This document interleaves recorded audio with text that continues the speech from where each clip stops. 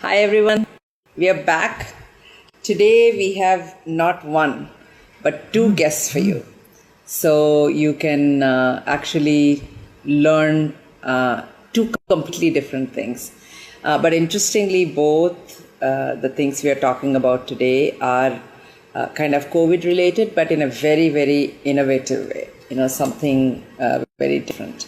So, today I want to talk to you a little bit about the importance of makers. And if you think about it, when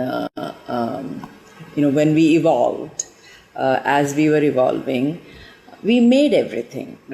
You couldn't go to a shop and buy a tool or anything like that. We made our tools. Over time, we made our spears to kill the animals. We made our tools. We created fire. We did all kinds of things. So we were makers to begin with. And somewhere along the way, as we got civilized, quote unquote, we got to be, buyers. So we became consumers. So everything we own, if you look around you, at least if I look around myself in this room where there are bookcases, there are books, there are tables and desks and all kinds of things, everything here is bought. There's not a single thing here that has been made by my own hands. So somewhere along the way in this industrial revolution, we have stopped being makers. We started being industrial makers. We make cars, we make, scooters, we make homes, we make furniture. But we ourselves independently hardly do anything with our hands. And I think this is a movement whose time has come. We need to reinvent ourselves. We all need to become makers. And in a very small way, because now we don't have any household help, we don't have anything. We are all making things ourselves. For me personally, just raking the leaves every day for an hour, cleaning the house or cooking, all these things which I stopped doing a long time ago are, bringing me back to who I am. I'm thinking of my grandmother, memories, my thinking is changing, etc. So I'll show you, I'm wearing this bracelet. Last time we celebrated our INK conference in Jaisalmer. So our INK fellow Manvendra and his wife Jatan, who own Suryagad, have created an amazing bazaar. And there was a man there sitting just making these. I've seen this bangle made in front of my eyes. So I think it's extremely important to make things. So to do that, to show you two types of makers today, I first want to invite Vaibhav Chhabra, who runs something called Makers Asylum. I met Vaibhav a long time ago, and they had a tiny space, where they were doing a lot of makers things, etc. But something of a huge facility, and they're doing some remarkable work there. And one of the things that's extremely important right now during COVID is we need facial shields, we need masks, we need PPEs. Hi, Vaibhav. Hi, Lakshmi. How are you doing? Yes, so Vaibhav is in his Makerspace and he's actually wearing the facial mask. So Vaibhav, tell us what you guys are doing there. Tell me what you're wearing. Sure. I will show you as well in a few minutes, but we've been making these shields at Makers Asylum. So we saw that once, obviously, the lockdown happened and the scarcity of these were there, we were also trying to figure out what we should be doing with Makers Asylum and at the same time how to continue running it. That's when we came up with a very low-cost, simple solution of making these M19 shields. And the way they work is they're reusable, so you're able to break it out into two parts, and then you change the top. So this part becomes reusable. We've already made the other thing that we did about them was we open sourced the design on day one. And now we have over 30 labs in 29 cities that have joined hands to make the same shields. So we've made a total of 2 lakh as of tonight, 2,08,000. Wow. But tell me a little bit about the facial shield. Is this to be used by doctors? You know, like we have seen masks. Is the shield the same, perform the same function as the mask? So they're meant for medium to high risk environments, so hence mainly meant for doctors. However, what's also been happening is a lot of experts around the world, there have been a lot of news articles floating, and at the same time there's a report now as well released by a few experts on the fact that these shields are more effective against COVID-19 than regular face masks. The other thing is a lot of police, the karamcharis, everyone that's working outside is also wearing these shields now. Because as we know, when it comes to the virus, which is at approximately 0.12 microns in diameter, so it's really, really, really tiny. And even an N95 mask is actually 0.05 microns, so it actually can enter that too if we look at it from that way. And we have a surgeon, a doctor over here who's been volunteering. We have 3 doctors actually who are actually at Makers Asylum volunteering and making these with us. And they were telling us the same thing. I'll introduce you to them if I have the time and show you around a little bit to the space as well. So what happens with these shields is they sort of don't allow you to touch your face. And that's an effective way because the virus mainly sends to the mouth, nose, and ears. And with something like this, especially in an outdoor environment, it sort of is a protective basis for that. So how are you making them? Are you printing, 3D printing these things, or the sheets are being printed, or how is it being done? You want to show me what you guys are doing there? Sure. So, why don't I show you? So 3D printing is what we started with, just like a lot of other labs. But then what we realized is that 3D printing is a very slow process. So we have these 3D printers, but it's very, very slow. So we moved on immediately to a laser cutter. And with a laser cutter, we are able to pump out about 2,000 to 3,000 of these in a day. Oh, wow. With one machine. And we have currently about 4 machines active. So we're able to turn out a lot of them really, really, really fast. You can see that one's active right now. Okay.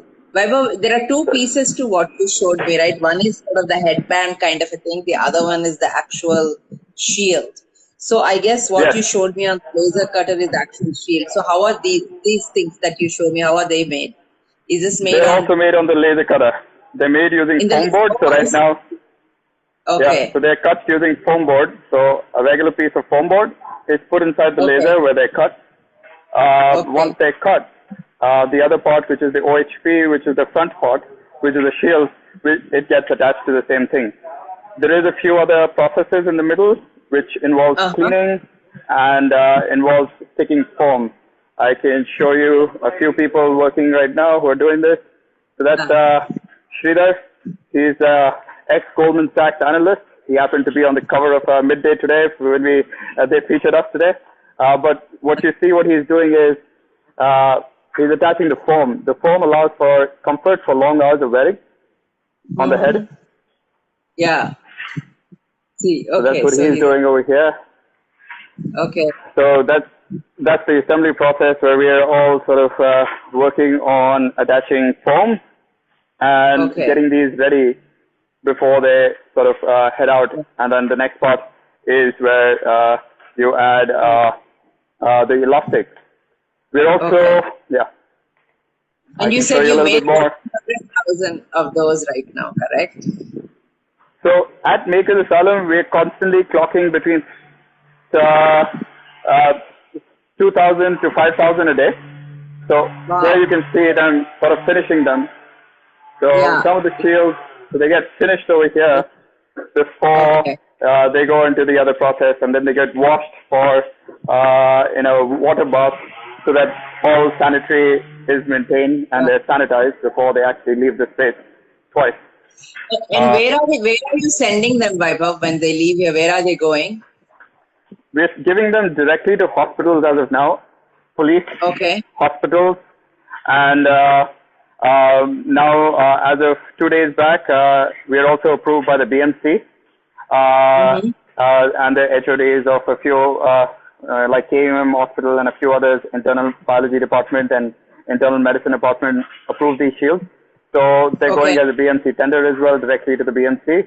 They're going to hospitals like KEM, Nair, Surya, Cooper, all the, so there's a list of hospitals. We sent it to over 50 hospitals now.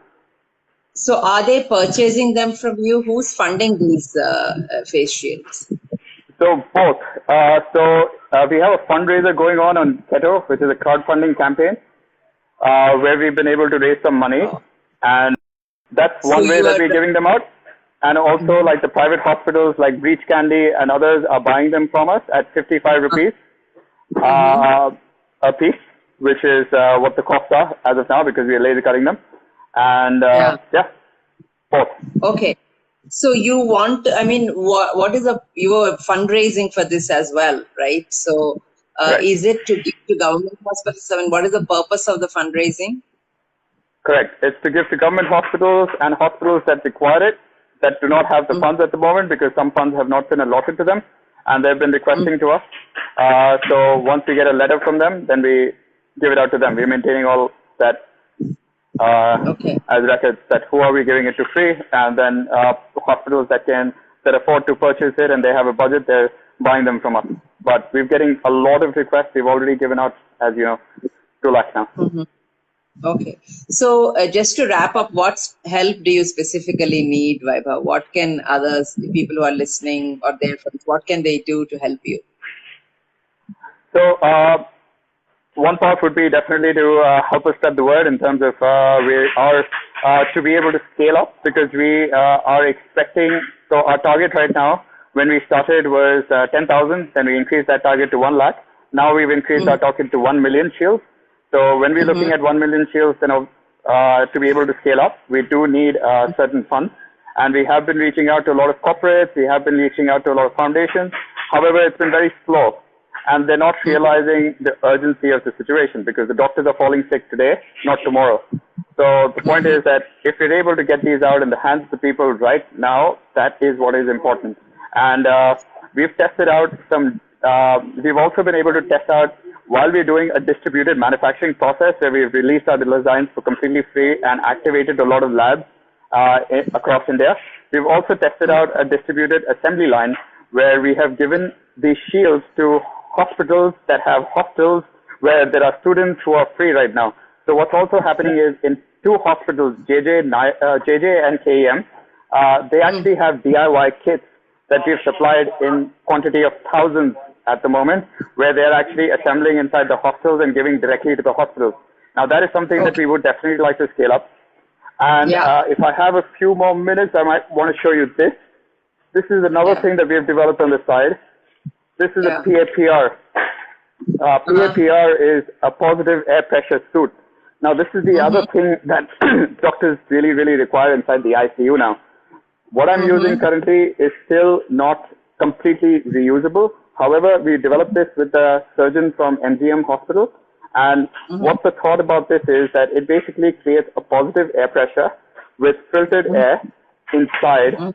And this is all silicone, so every doctor basically uses one. And this can be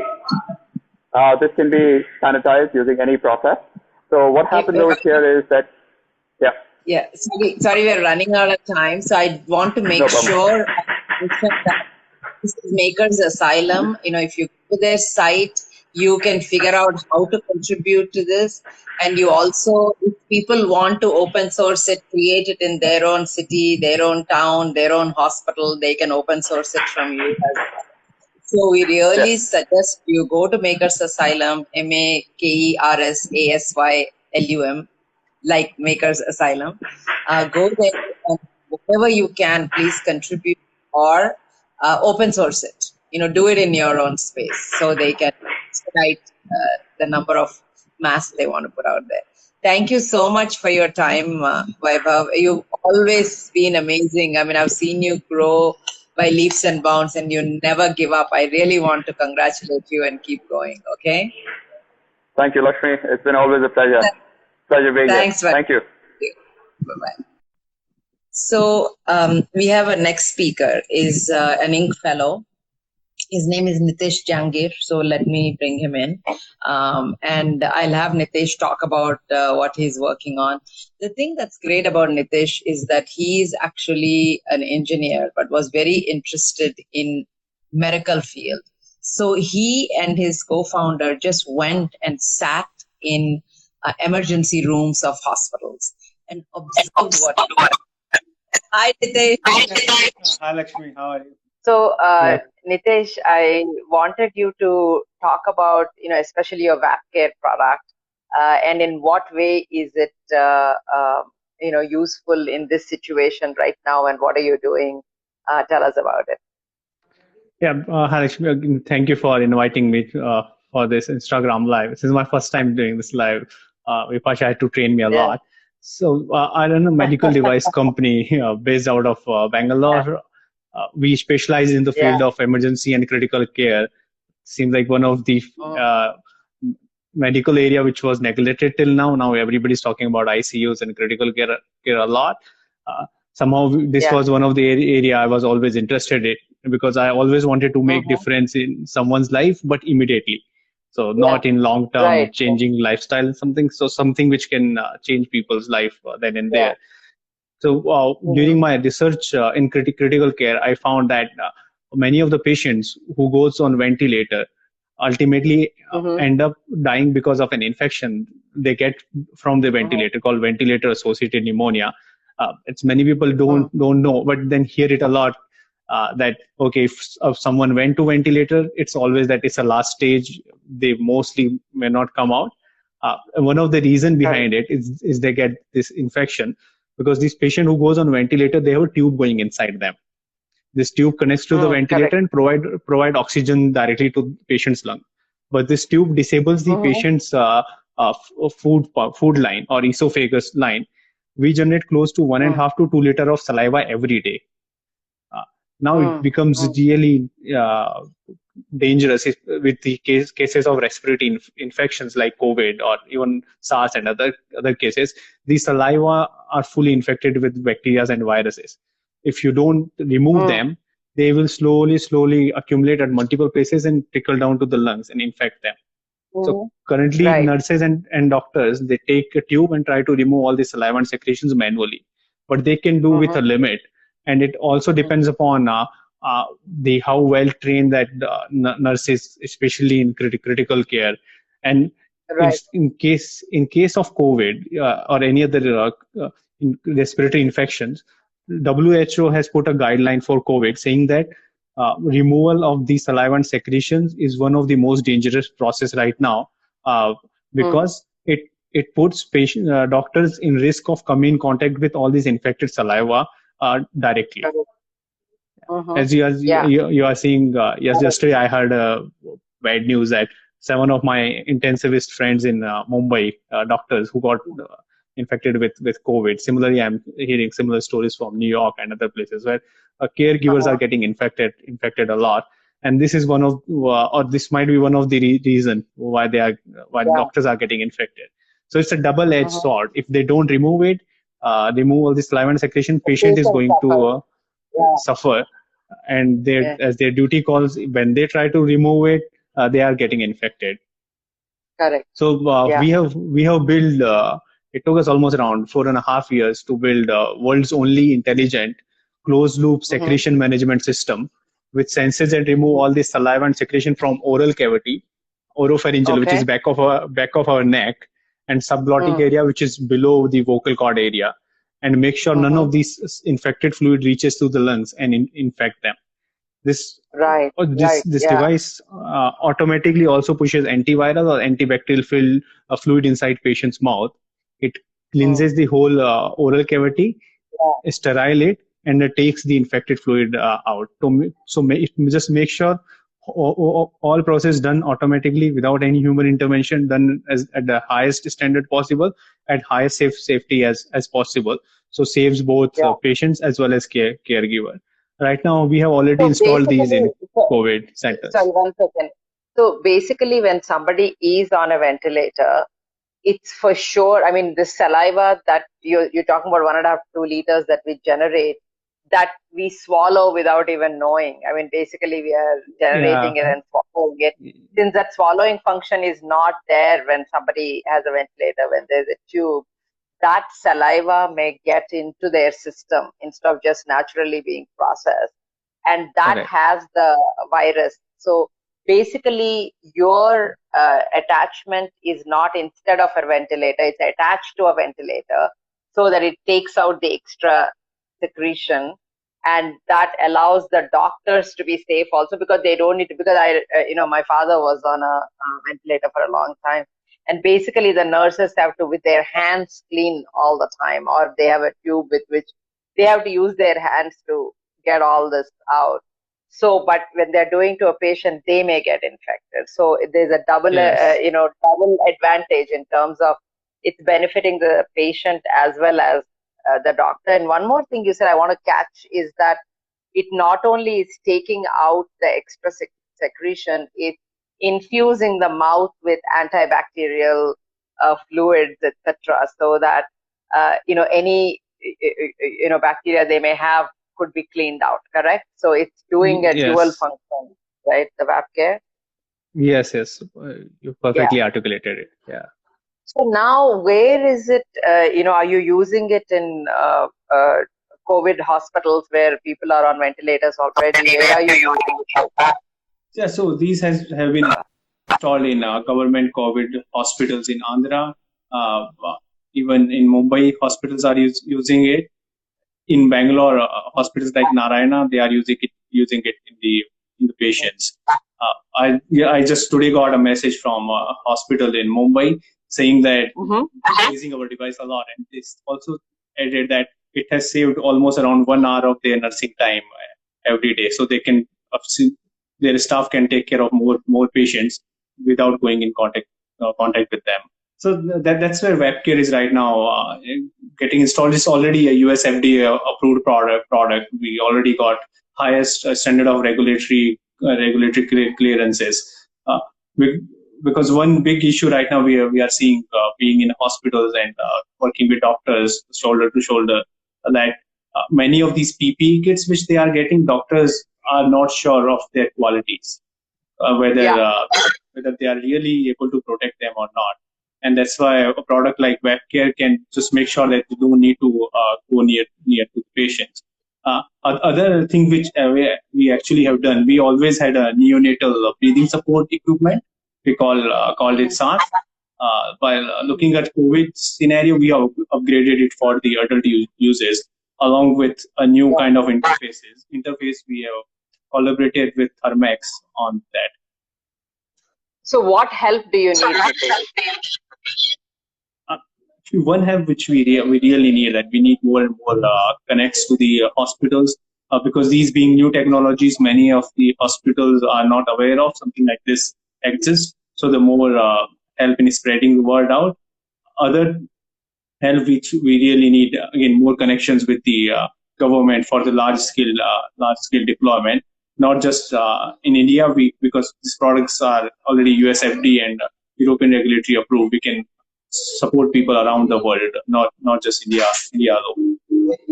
Okay, great, Nitesh. So I'm going to end this and I'll summarize. Bye Thank you, bye. Lakshmi. Bye. So sorry for the trouble. Basically, what Nitesh needs is connection to hospitals. So if you know of large hospital chains that you can connect him to, so he can explain to them about what they're doing, this could be very, very crucial right now.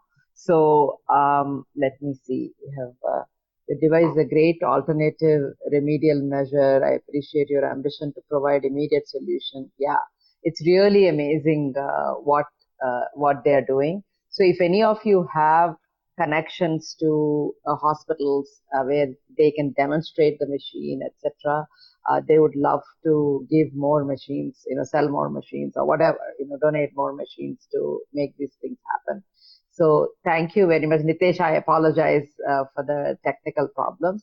So if you want to donate anything, etc., Makers Asylum, they're making facial masks. And what Nitesh and Koyo Labs, COEO, Koyo Labs is what he has, and what they're doing is really, really amazing.